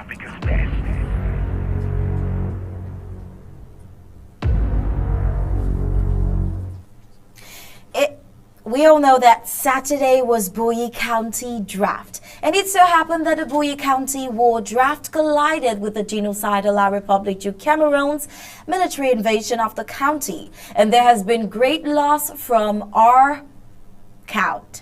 In spite of the colonial genocidal La République du Cameroon's military invasion of Boyi County last weekend, the interim government war draft for Boyi went on as scheduled and recorded resounding success to prove to detractors and enemies of the liberation struggle that come rain, come shine, Ambazonians are bent and will stop at nothing to reach Boya.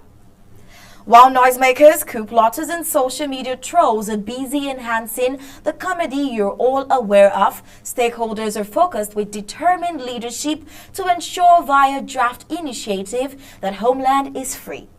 To kickstart the draft, the President of the Federal Republic of Ambazonia, Dr. Samuel Ikome Sako, without mincing words, lambasted the Queen of England, Elizabeth II, who just died and was going to her grave with the keys that should have liberated Ambazonia.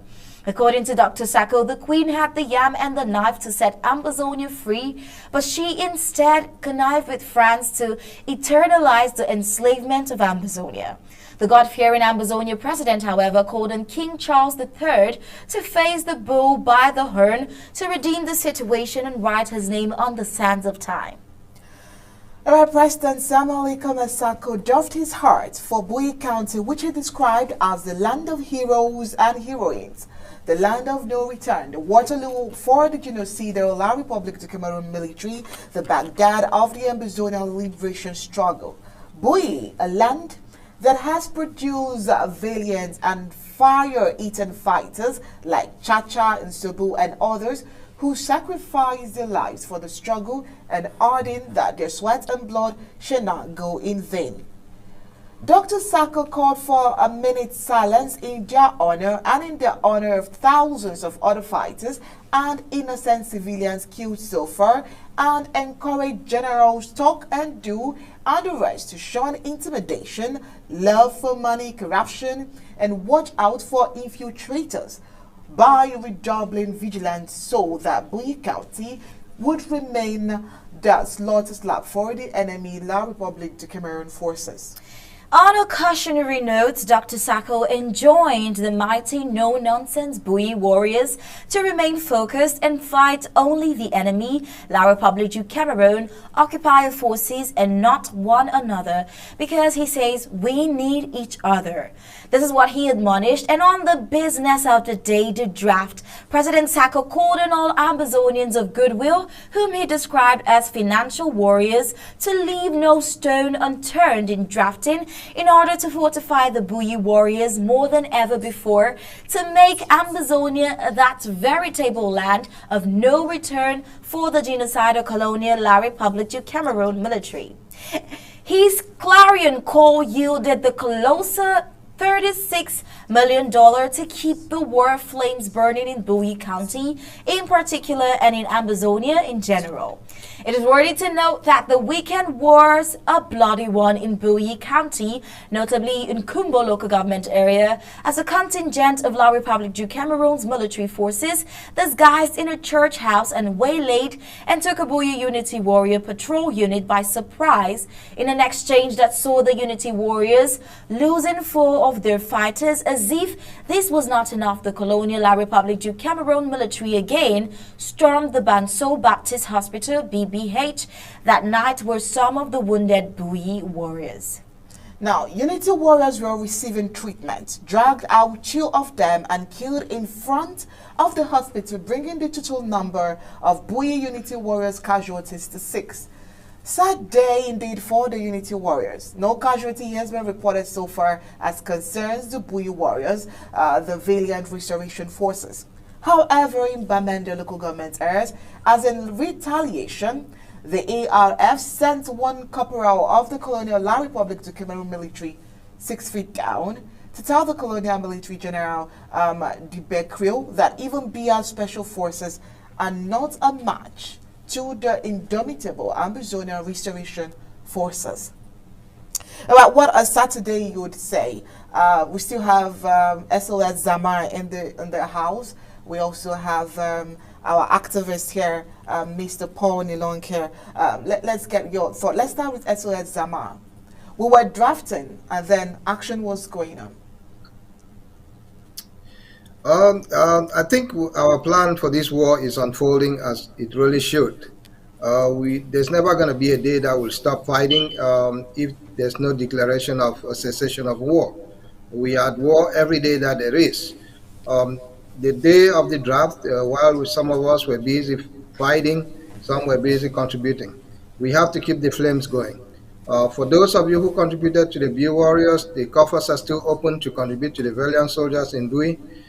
They are there. They've been fighting this war for the last 5 years, and it is the most experienced force of our fighting force. So we have our people who, even though they are being shot every day, they are resilient. They are resilient. We are telling the La Republique soldiers that Bui is a land of no return. Like our big brother Wiba had said, they will start a fight that they will not be willing to. They will not be able to end the way they wanted. Bui has really been a shining star in this fight, and we are encouraging more people to contribute to the Bui warriors. The coffers are still open. We need your help. We need your technical expertise. We need your intelligence to fight this war. And we are calling all sons of Bui. Despite our differences, the barbarians are at the gate. The enemy is right there, banging at the door. All of us have to be hands on deck, irrespective of our differences. This is the time that we have to call on each and everyone. We have to be each and everyone's keeper. The Bui had about $36,000. Yes, that's a lot of money, but we want more for Bui. We other counties are joining or contributing money to fight in Bui, but we want the locals of Bui. We want the indigents of Bui, and there are thousands and thousands of them all over the diaspora who are viable citizens. We are asking for all of them to contribute towards this fight to protect their homeland. Amazonia is here to stay, like I said before, and we are going to fight, and we are fighting really hard. Mr. Buba has learned his lesson. He thought he was just going to come in and have a triumphant entry like Jesus came to Jerusalem.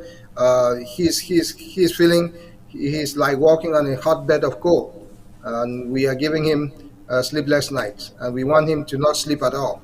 Our people are I really thank all of us who are really putting every energy to this fight to get our liberation. All right, all right. Thank you so much, SOS Zama. All right. Now let's find out the thought of Mr. Paul. Now, of course, we understand that there is a lot of controversy and conspiracy when you talk about the self-defense, especially with the, what they call the Unity Warriors, the so-called Unity Warriors. Now, what's your view on this? I don't know how to put this. I don't even know how to phrase it. But you see, the Unity Warrior is just a mindset of confused soldiers. I just have to use this, confused soldiers who think they can take power into their hands to establish what they cannot establish. The whole concept of Unity Warrior was taking power to the home front.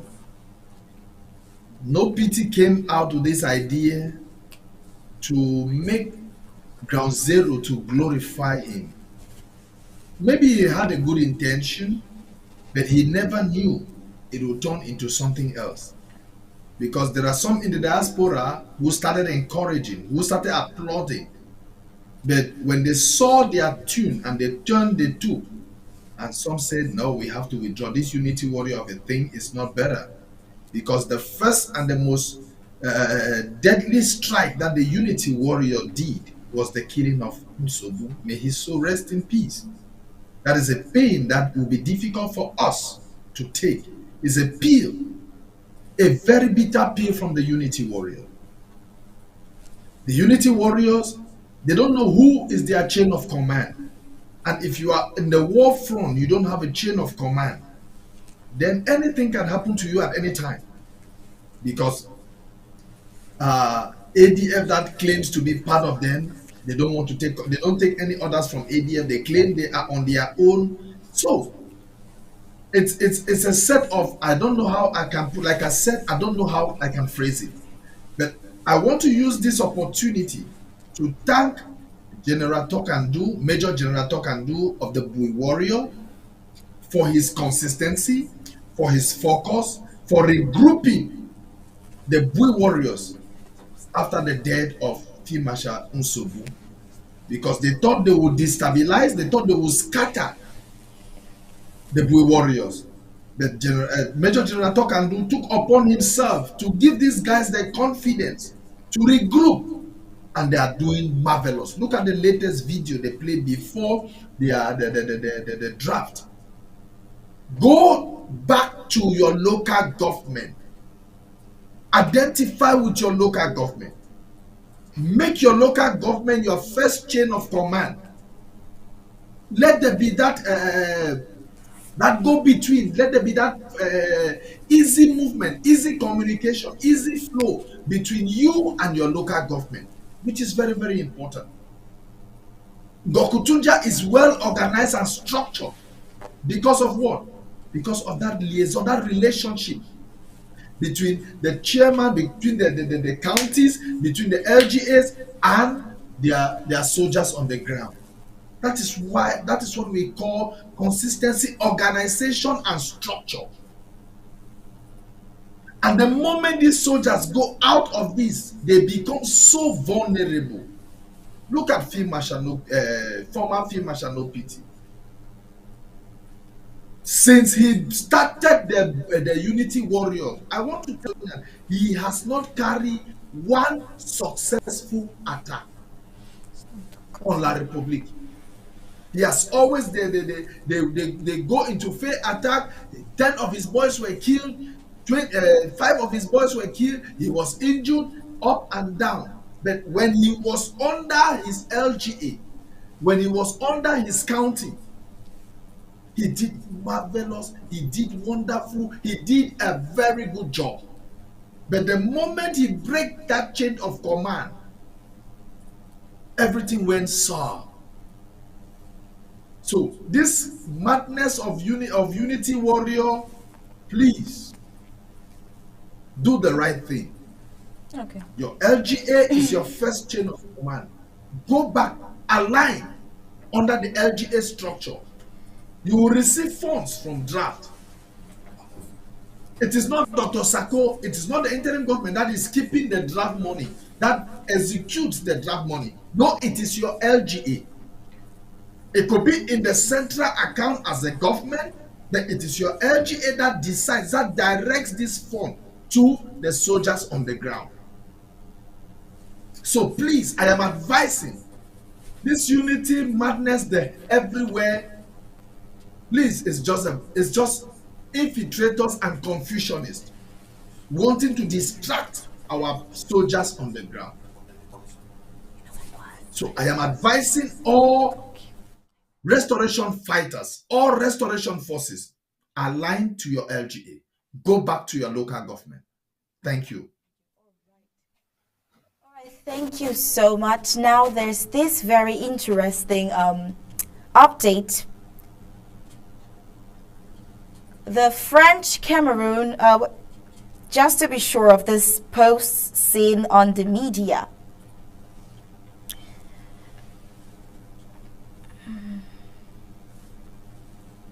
Okay, so the French Cameroonian professor in America that has been against the government of his country, La République du Cameroon, and has always been in favor of the struggle. He posted recently that seeing Amba hunting wounded Bulu, scene of the war against Anglophones, or how it turned around the former hunter and now hunted. The hunted one speaks French, of course, but again, at this stage, it is too late to hear him say merde as the film has turned silent. This is Ground Zero, caretaker of the Republic. Well, let's see this video anyways. The Wounded Warriors.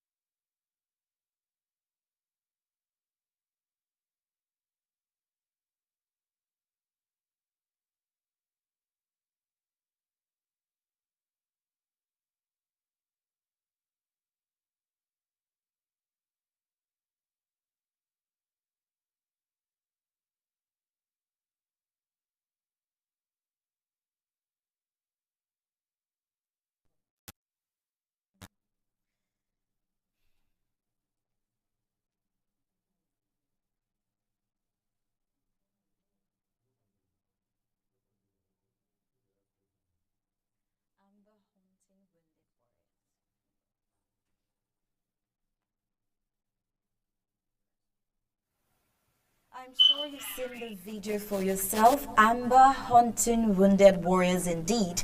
That's a clear video of that right there. Well, we have the Ambazonian Restoration Forces focused on making sure that the La Republic du Cameroon military stays out of Ambazonia. But then the Unity Warriors, who some could call the Disunity Warriors, are making a whole lot of, do I say, mess around the place. In someone, many other valiant forces are no more because of this same Unity Warriors. Some call them the Disunity Warriors and all the Unity Palace Warriors. In terms of strategy now, Comrade Zama, in terms of strategy, how do you hope to manage the situation and ensure collective focus on the ground amongst the self-defense volunteers, who some might just be victims of manipulation? How do you hope to manage the situation? I think what we must be doing to these citizens who are fighting for us is basically to re-educate a lot of them, because a lot of them have had a cacophony of information coming in from abroad. People giving $50 here and telling them they could become their own boss and all that stuff. War is a serious business, and it's very expensive, and financially and emotionally.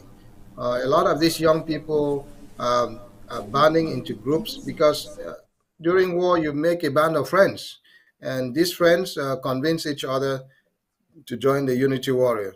I think our goal, and we should be doing this more often, is to keep an open communication with these soldiers.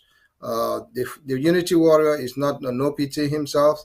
The Unity Warrior is a collective of people who are making decisions on their own, and putting them, and they're making some bad decisions because they resorted to attacking citizens of Amazonia. And if we are looking at rules of engagement, attacking the citizens of Ambazonia, they could be attacked.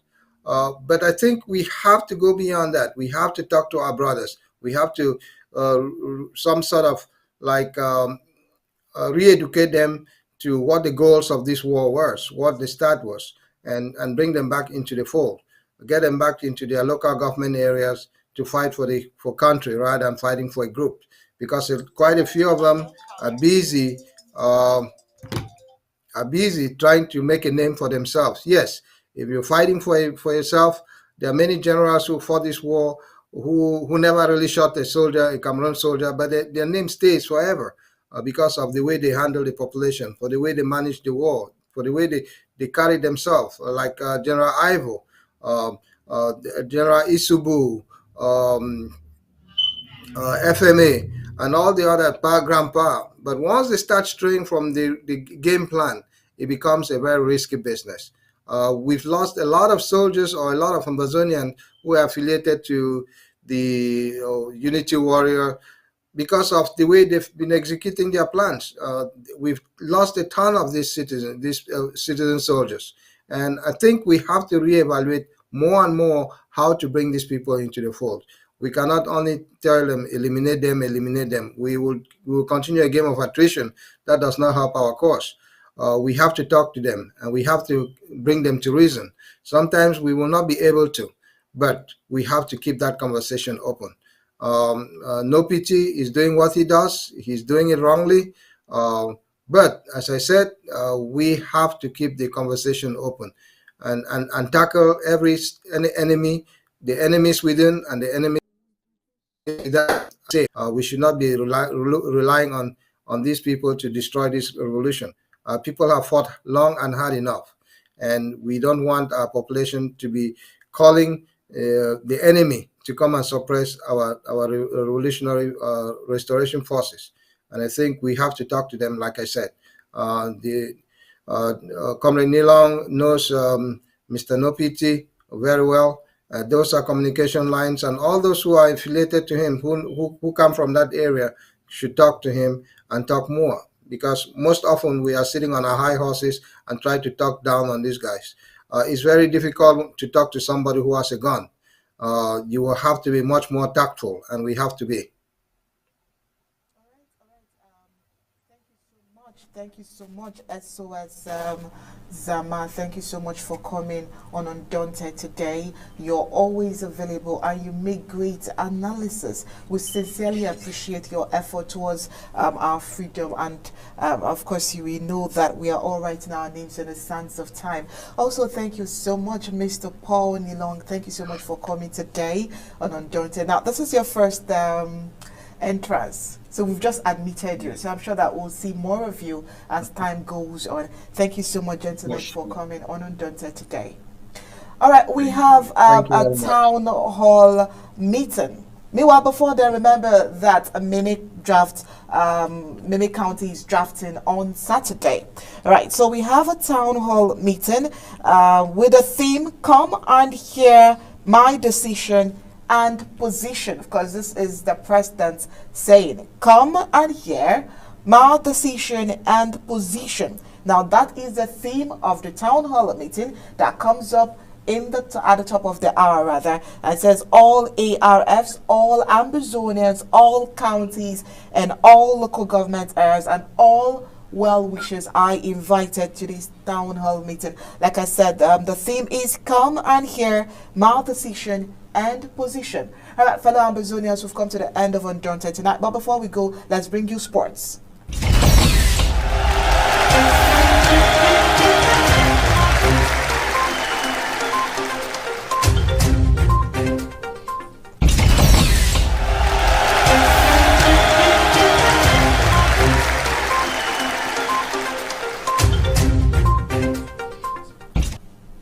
Alright, and in sports, Barcelona's La Liga's game at Cadiz was halted for about 50 minutes because a fan had a medical emergency. The visitors were leading 2-0 with fewer than 10 minutes remaining when the incident happened. Cadiz goalkeeper Jeremiah Ledesma ran across the pitch with a medical kit and threw it into the stand before the players were taken off. Well, Gabellison has more. Latest world sports. Football. Barcelona's La Liga game at Cadiz was halted for about 50 minutes because a fan had a medical emergency. The visitors were leading 2-0 with fewer than 10 minutes remaining when the incident happened. Cadiz goalkeeper Jeremiah Ledesma ran across the pitch with a medical kit and threw it into the stands before the players were taking off. The fan was taken to hospital by ambulance, and Barca boss Xavi said we all agreed to stop the game. He added, this sort of thing goes beyond football. We're talking about a human life here. Fortunately, they managed to save him. There were 2 further goals when play resumed as Barca moved top of the table thanks to a 4th successive league win. Netherlands midfielder Frankie de Jong swept in the opener for Barca, while Poland striker Robert Lewandowski slid in the visitor second shortly after his introduction as a substitute. He has now scored 9 goals in 6 appearances since his summer move from Bayern Munich. Fellow substitute Ansu Fati added a third, while France forward Ousmane Dembele rounded off the scoring late on. Xavi's side sit a point above champions Real Madrid, who play Mallorca on Sunday, 1300 BST. Barcelona has scored 15 times and conceded just once since their opening day stalemate against Rayo Vallecano. ROS Barcane win their first ever Total Energies CAF Super Cup. Renaissance Sportive de Barcane, winners of the 2021-2022 Total Energies CAF Confederation Cup, beat Wydad Athletic Club 2-0 on Saturday to win the 31st edition of the Total Energies CAF Super Cup. Goes from Turkey El Bari 32 and Sofian El Mondain from the penalty spot in the second half, where all the Barcanes needed to emerge victorious in the Moroccan derby. ROS Barcane thus clinched their first ever CAF Super Cup trophy. Meanwhile, Wydad, who added their name on the list of winners of the competition in 2018, missed an opportunity to add a second catch to their bag.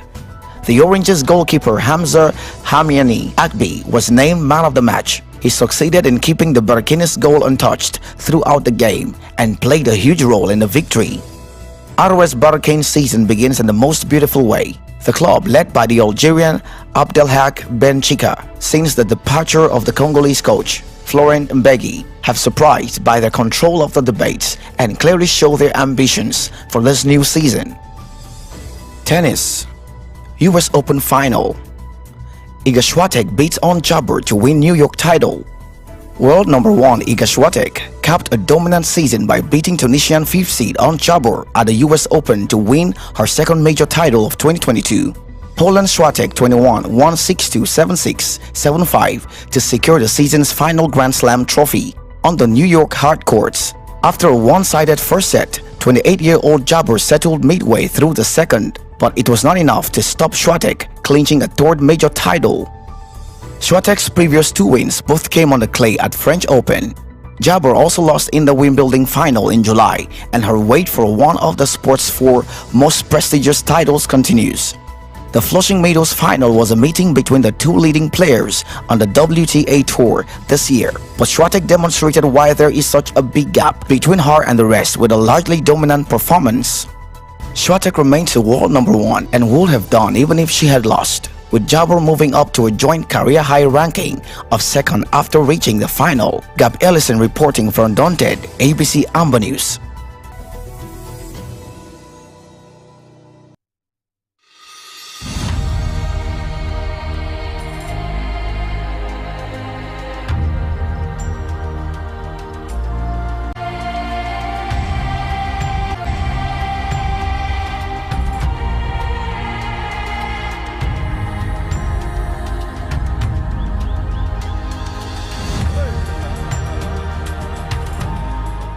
And with that sports report, we have come to the end of Undaunted tonight. But before we go, here is a recap of our major stories. We brought you a report that kidney patients protest shortage in dialysis machines in Boya.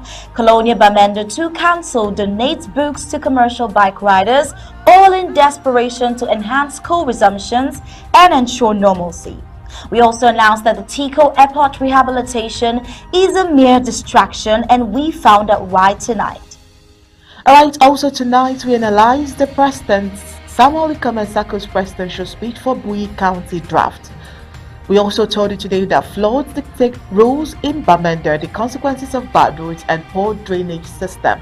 Also today, news of Lake Monenguba changing colors, and we said it was a plot against the Ambazonia Restoration Forces. And in sports, we told you that Barcelona La Liga game at Cadiz was halted for about 15 minutes because of medical emergency. And that was it for tonight on Undaunted, bringing you to the news on Church Stories. On behalf of my co-anchor Star Smart and the entire Undaunted crew, we say thank you for tuning in. We'll leave you with ABC Amba TV images. Good night and God bless you.